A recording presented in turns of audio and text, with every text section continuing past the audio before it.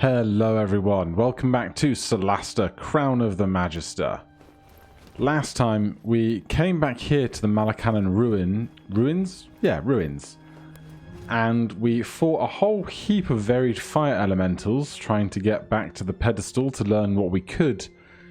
And to get there we went through the library and I was having real issues trying to figure out what was going on with this library.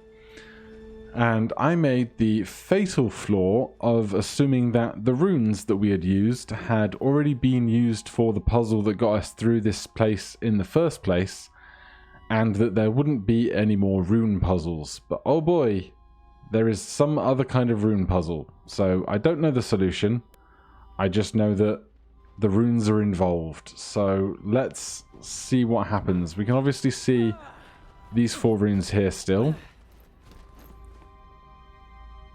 Kite standing on this one doesn't appear to do anything, but I definitely can't currently see any other runes around and about. So let's try touching the thing in the middle again.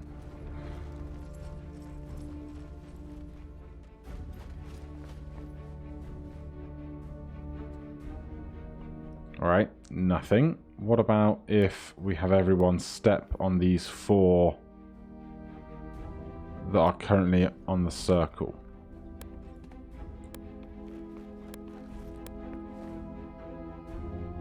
Nothing. And these 4 match these 4, so I'm presuming that these won't do anything either, unless it can do it twice perhaps. Otherwise I'm clearly missing some extra runes somewhere, which could be a whole thing. So, I don't see these runes doing anything, but there must be more or varied runes somewhere in this space. Where? I don't know, but I'm going to go hunting for them and I'll let you know what I find. Alright, after a lot of searching, I have found this symbol here. And standing on it has done something somewhere. Okay, there's another one there. Let's get somebody to jump over to that real quick. There's the ever athletic kite doing the rounds. So he'll make the jump without issue. Mr. Athletic himself. Alright, there's one more. We'll have somebody make that trip.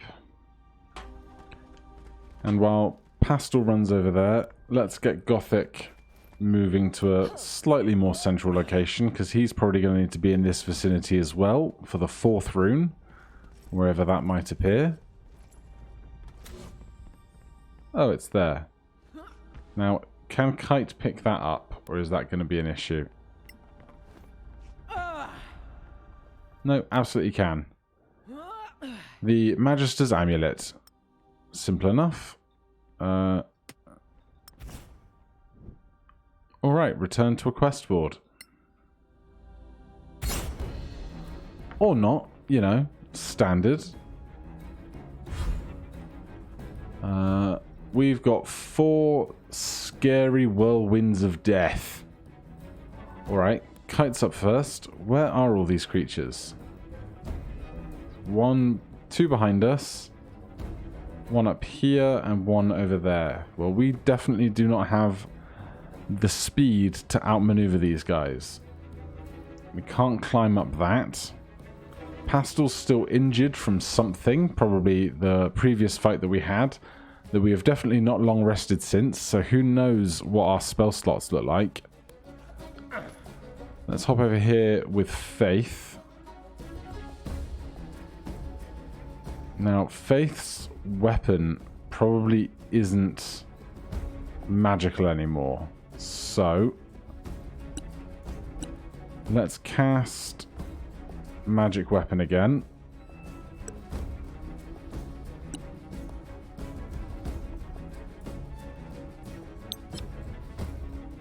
Oh no, we're still concentrating on magic weapon. That's great. Okay. They resist non-magical piercing damage, which is expected. We can go twice, though. That's not a lot of damage. As you'd expect, they can fly. And +8 to their attacks is pretty hefty. Pastel needs some healing at the very least. How many spell slots do we have left? A reasonable amount. Let's get to crossbow. That gives us ability to cast spells at the very least. Cure wounds at 3rd level for herself. Bad rolls, but sure. And I don't know if AoE is going to be a problem here, but I'm going to gather the party together so we can focus fire on one thing. Perhaps benefit from some guardians or the like. But of course, here's Gothic all up here on his own. Yes, shield as much as possible. That's absolutely fine. Right. It looks like this guy consumes at least 4 tiles, so hopefully this attack will be sneak attack. Twas sneak attack, and that did not very much. This thing's probably got around 120 hit points, which is only slightly terrifying. Oh god. Shield still doing great work up here. Although, crits do be crits. Well.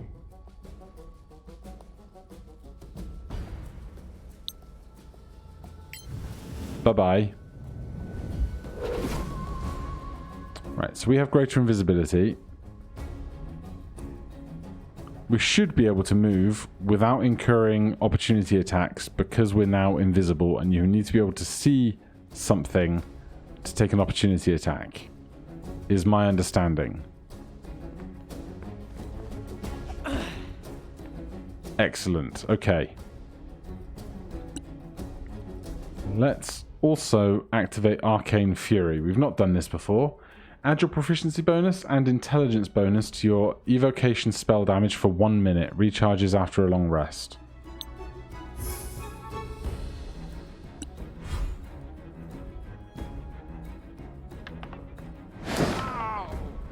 Man, we're getting wrecked. More so by these guys than we were the freaking fire elementals in the other room. How much healing do we have? A lot. I'm just gonna heal myself for 35. I'd rather that than go down.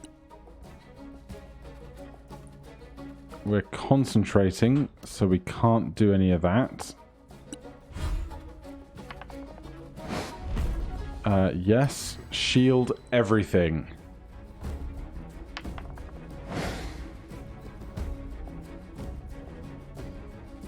Right, so they're all taking 2 attacks each.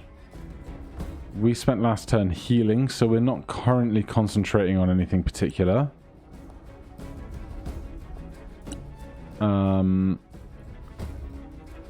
Spirit Guardians is probably the play. Yep.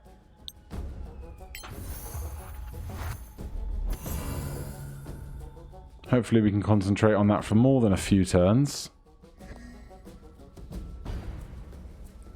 And those guys up there are just kind of perplexed, apparently. So we can keep attacking down here in our own time. How about some poison? Apply that to Did that work? Was that an action? Damn it. I thought that would be an item interaction, but I guess it was because we went into our inventory rather than the alternative. Right, those guys are passing, which is great. And we can cast spells because this is greater invisibility. Cannot be seen without magic. The creature has advantage on attacks. Attackers have disadvantage. When creature remains invisible even when attacking and casting spells. So I don't think we're going to get 4 elementals in one fireball. So I'll take this while I've got it.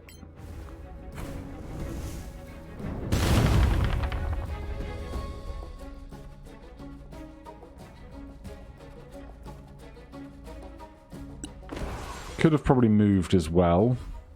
Regret not moving.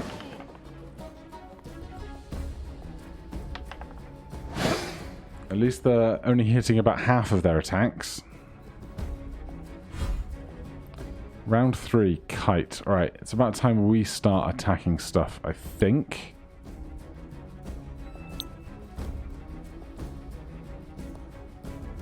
I can't seem to point this upwards in 3D space, which I thought might have gotten both of them. But that's fine, we'll abort that. Otherwise...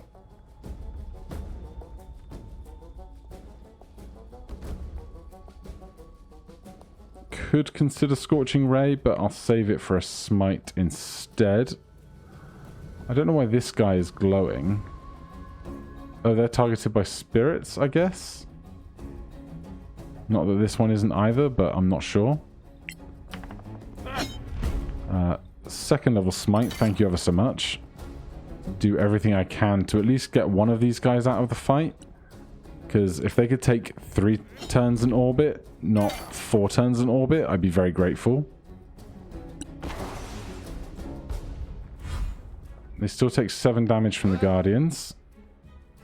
RAC is doing wonders.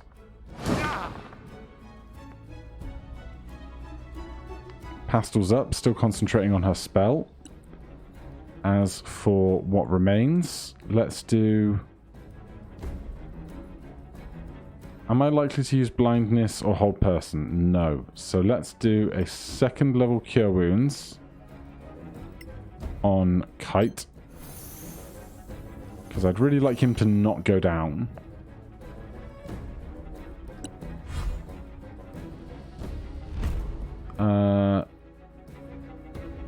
Yes? Yeah, so we hit them for 1. Which is not going to do anything. That's a terrible situation down there right now. Especially when they crit your paladin. Man, I was not ready for this. Okay, we have a poisoned blade. And Pastel is still next to this guy.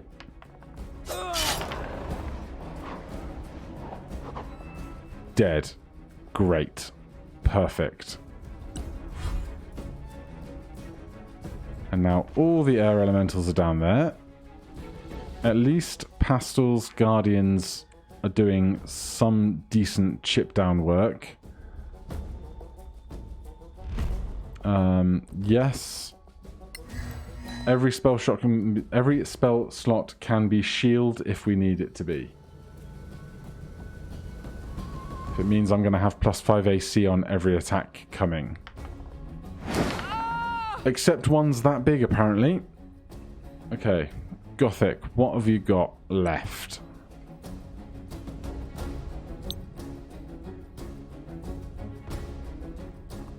Can I come up a layer? And up one more?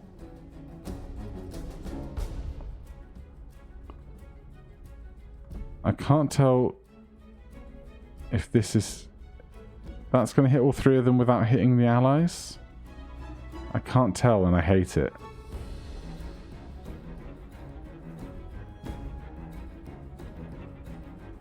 They seem to be in that orb. What I'd like to do is be able to look up from below them, to be sure.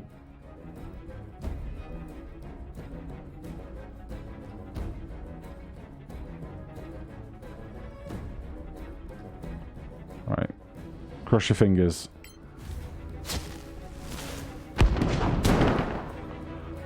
Well, that wasn't ideal. Still, they can keep taking damage from the Guardians. We can keep having decent AC. Not decent enough, but hey. Kite rolls 1 failed death save.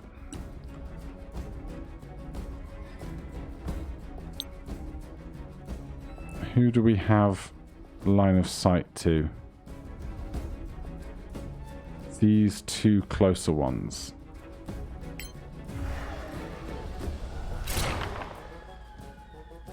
$16 damage. It's going to have to do.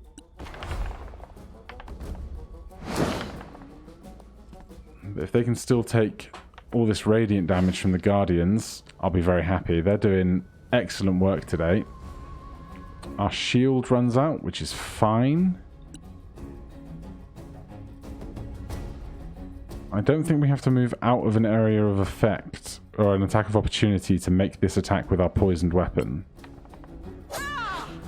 But you know, when you roll a 2, it doesn't make much difference.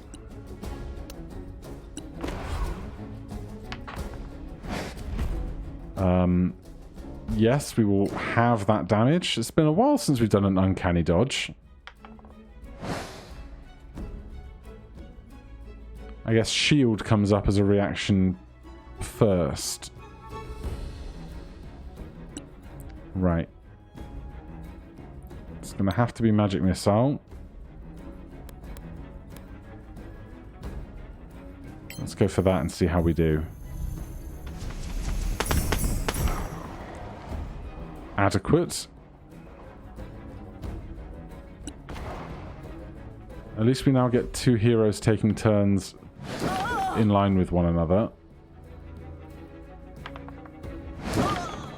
Except Pastel is down and dying. Hooray! Gothic has the crown of Revivify, so if we can get through this fight between the 2 of them, we might have some hope.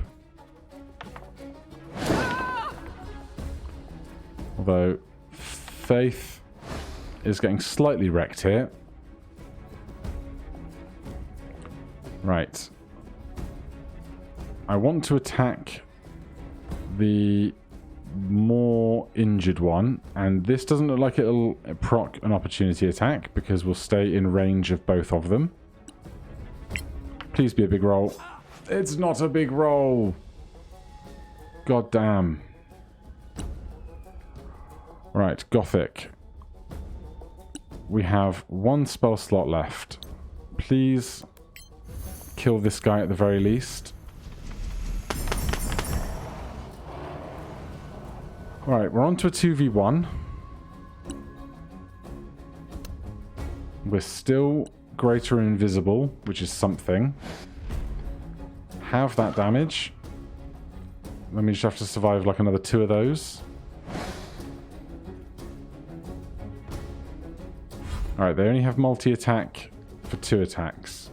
Kite's on 2 successes, Pastel's on 2 failures. Which is obviously not ideal. Is there any way we can give ourselves any kind of advantage? Not really. We could blur. That would give every attack disadvantage against us. But we'd have to spend a whole action to do it. But we have 9 HP. So we'll do that. And hope that we can do enough with Gothic in the meantime to survive. What do we have? Dispel Magic and Revivify.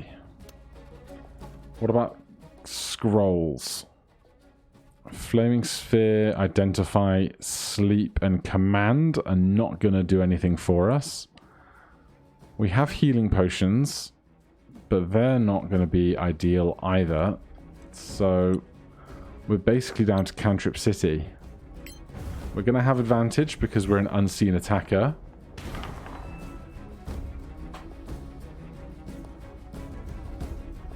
And we do extra damage for our intelligence plus our proficiency or something at the moment. Prevent incoming attack, yes.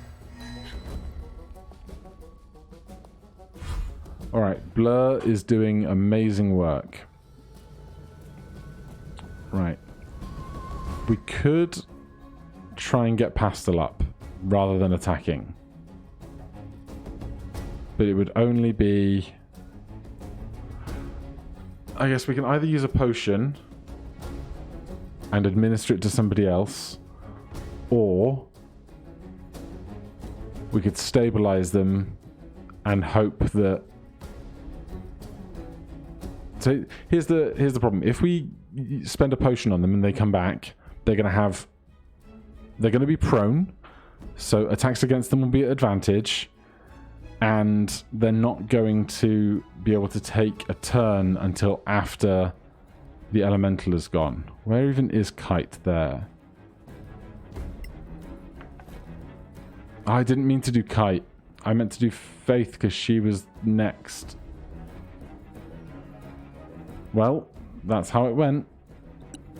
Gothic up next. There's only one thing we can do.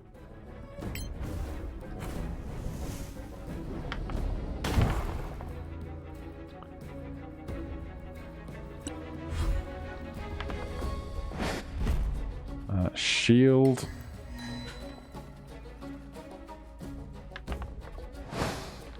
Good disadvantage. Pastel, please don't roll a death save. As in a dying one, of course. Right, now if we could have her stabilized, please. That's not going to do it. That's too low a check.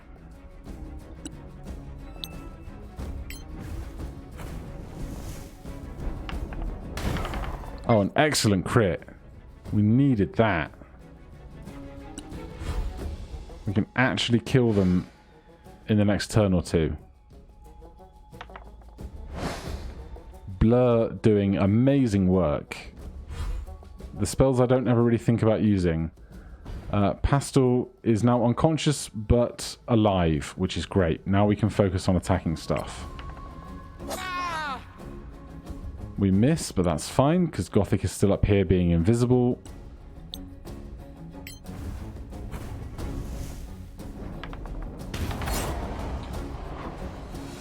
Oh boy.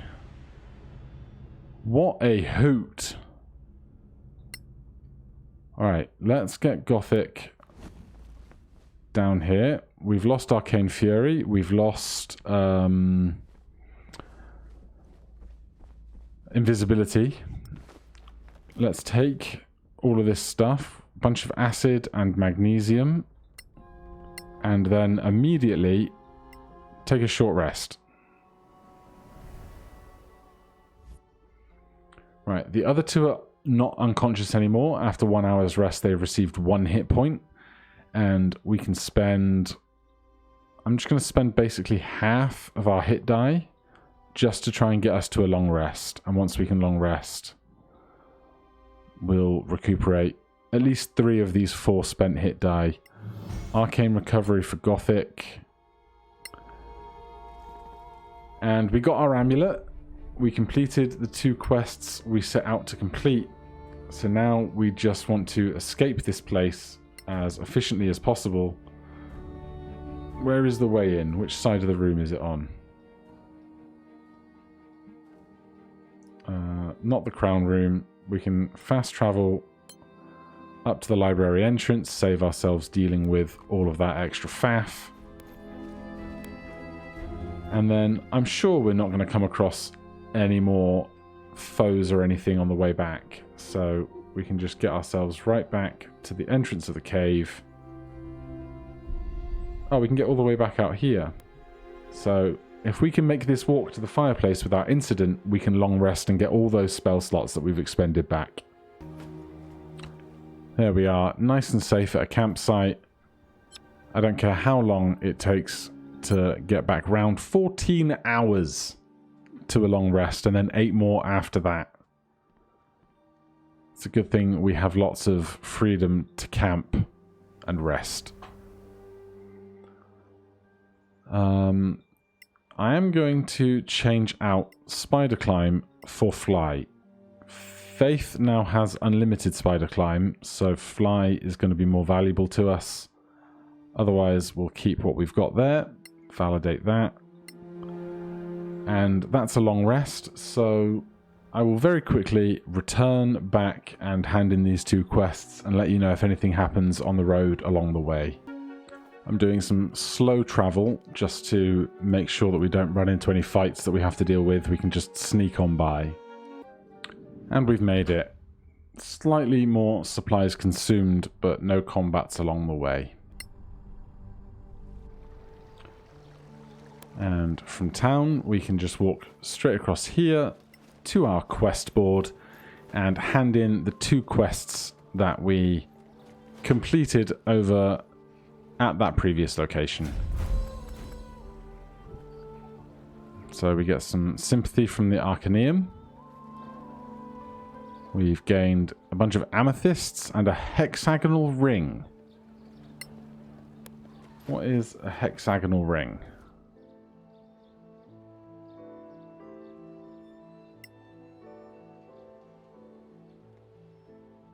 And whose inventory did it end up in?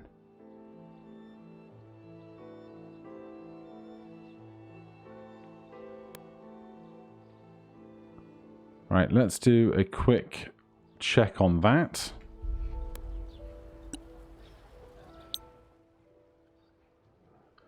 Ten more minutes, we can afford that. Ring of Necrotic Resistance. Resistance to necrotic damage is halved. Or resistance to necrotic damage is halved. Requires attunement on a short rest.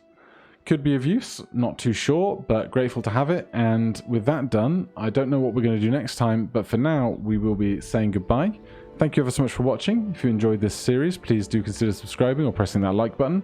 If you have any questions or comments, you can put them down below. Otherwise, I'll see you in the next one. Cheers.